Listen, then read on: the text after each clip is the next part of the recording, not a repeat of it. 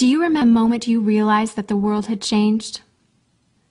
Let me tell you a quick little story that has nothing and everything to do with the future of our world and how you fit into it. In 1917, the United States faced a huge problem. They were working hard to compete in the industrialized economy, and there was a shortage. Not a shortage of oil or coal or other natural resources, a shortage of people, specifically obedient factory workers. The solution to this economic dilemma? It was an experiment of sorts. It hadn't been done before, until someone thought of it.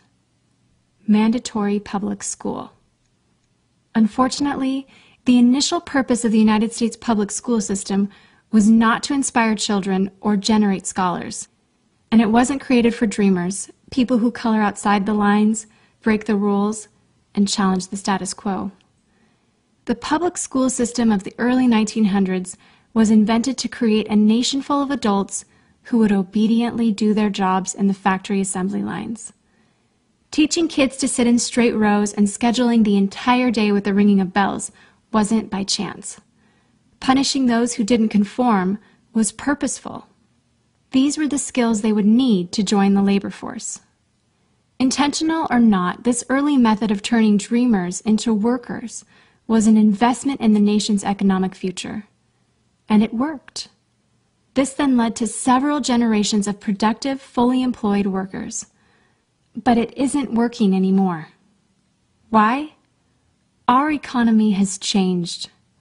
We don't live in an industrialized economy anymore. We live in a connected economy.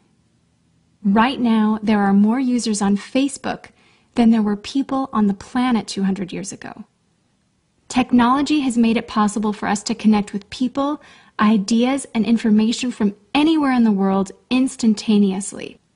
And as a result, our economies have expanded from localized towns and communities to the entire world.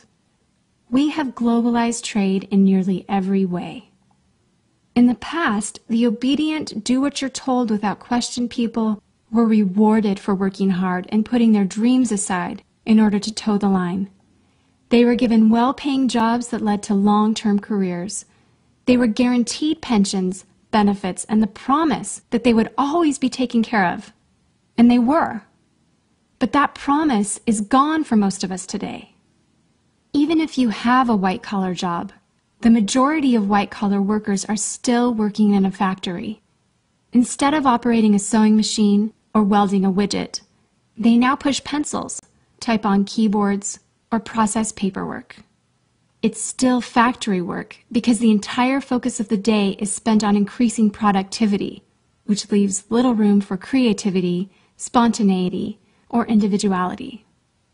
The educated, hard-working masses are still doing what they're told, but they're no longer getting what they deserve. Even if you do everything you are told to do today, graduate from high school, go to college, get a degree, work hard in whatever job you can find, if you're lucky enough to find one, you're not guaranteed anything. Companies are being forced to change or die right now. Layoffs happen much more often than job openings appear, and the highest paying jobs are disappearing or heading overseas at an alarming rate. If you have a job where your boss tells you exactly what to do, he or she will always find someone cheaper than you to do it. Did you know that the average length of a job today is about 4.5 years? Contrast that to the 1960s when it was 40 years. The connected economy rewards a different group of people. It rewards the people who see things differently, who don't conform, people who have ideas that no one else has, people who are willing to work hard but know that the old way of doing things is broken. The connected economy rewards you not for being a cog in the wheel of life, but for standing up and reaching out. The connected economy rewards the connectors. Whether it's connecting a person to a person, a business to a business to a product, or a product to a person, those who learn how to connect are the ones who will survive and excel in the connected economy. That is how the world has changed. It's not about to change. It already has. Things are different now, and they're not going back to the way they used to be. Look at Facebook. What's their product? It's you. Your network, your information, your ideas, they all have value. Does Facebook pay you for the money they make selling your information to advertisers? No. But we still use it because we have an innate desire to connect with people. In fact, neuroscientists have found that we are actually hardwired to connect with each other.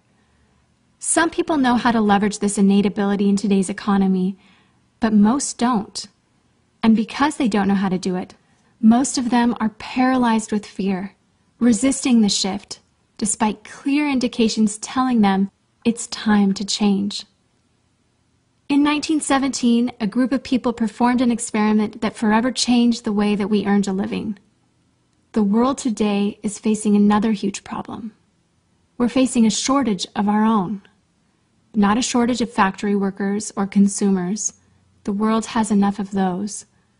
We have a shortage today of dreamers and connectors. And so, we're holding our own little experiment. And you happen to be the subject of it. This 8-minute presentation was specifically designed to seek out and find the connectors around us. Those who recognize that we are on the brink of the next economic revolution, who are ready to thrive in the connected economy, and who are searching for the best way to do it. The internet and technology are rapidly changing the way that we do everything today, including how we make a living.